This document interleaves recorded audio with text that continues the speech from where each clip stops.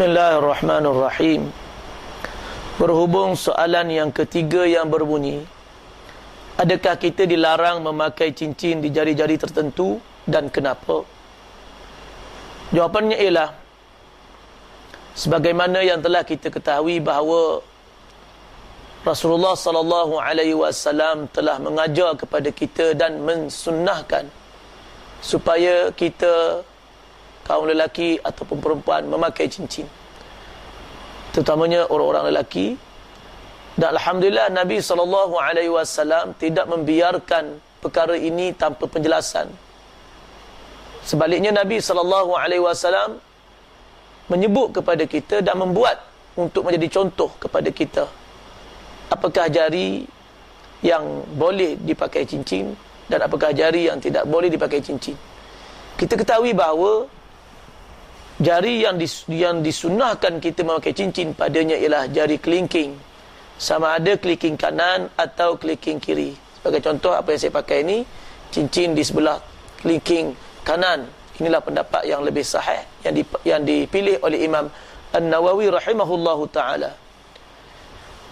Adapun jari yang dilarang kita memakai cincin padanya ialah dua jari, dua batang jari. Yang pertama, jari telunjuk, dalam bahasa Arabnya dipanggil as-sabbabah ataupun al-musabbihah. Yang kedua, jari tengah, dalam bahasa Arabnya dinamakan al-wusta. Dua jari ini dilarang oleh Nabi SAW kita memakai cincin padanya, sama ada tangan kanan atau tangan kiri. Walaupun saya tidak jumpa secara jelas apakah hukum larangan itu, sama ada haram ataupun makruh, tetapi ini tidak menjadi masalah bagi kita sebagai seorang Muslim yang baik, yang taat kepada Nabi SAW, dan kita menjadi seperti para sahabat baginda yang tidak pernah mempersoalkan apakah jenis larangan Nabi SAW. Begitu juga mereka tidak persoalkan apakah jenis perintah Nabi SAW, sama ada wajib ataupun sunat. Yang kita lihat adalah apabila mereka disuruh oleh Nabi, mereka melakukannya walaupun sunat atau wajib. Begitu juga apabila mereka dilarang oleh Nabi, mereka meninggalkannya, sama ada wajib ataupun sunat, sama ada sama ada makruh ataupun haram. Inilah sikap terpuji yang patut ada pada kita, yang bertepatan dengan firman Allah Subhanahu Wa Taala, "Wa ma ataakumur rasulu fakhudhuhu wa ma nahakum anhu fantahu wattaqullah innallaha syadidul iqab." Apa sahaja yang diberikan kepada kamu oleh Rasul, seperti hukum hakam, ghanimah dan sebagainya, maka hendaklah kamu mengambil dan menerimanya. Apa jua perkara yang baginda melarang kamu daripadanya, maka hendaklah kamu berhenti daripada melakukannya dan menahan diri daripada melakukannya.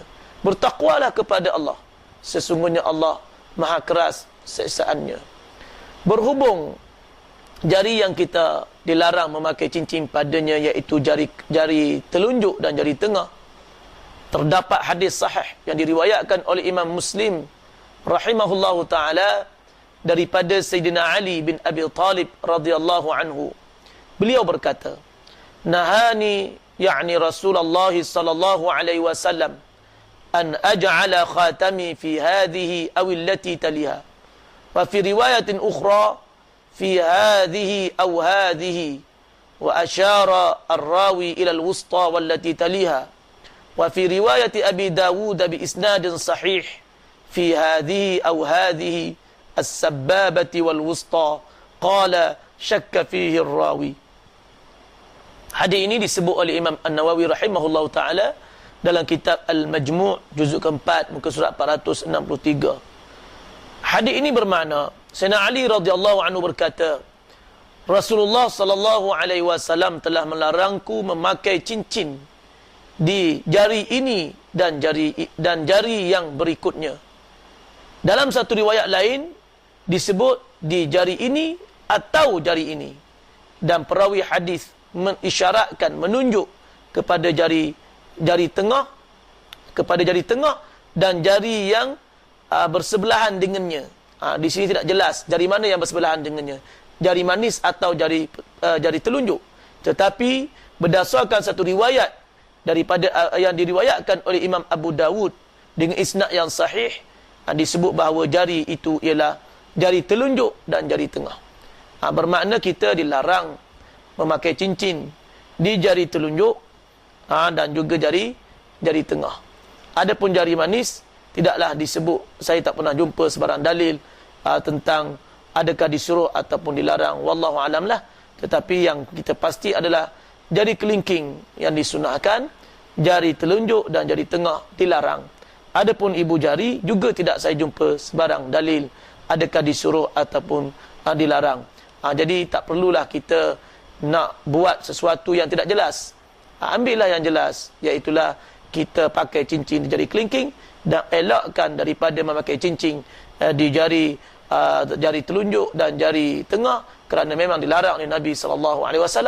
Begitu juga kita elakkan memakai cincin di jari manis dan juga di ibu jari, melainkan setelah kita menjumpai hadis ataupun dalil atau kata-kata ulama yang muktabar dibenarkan memakai cincin di jari manis, maka bolehlah kita mengamalkannya, wallahu alam.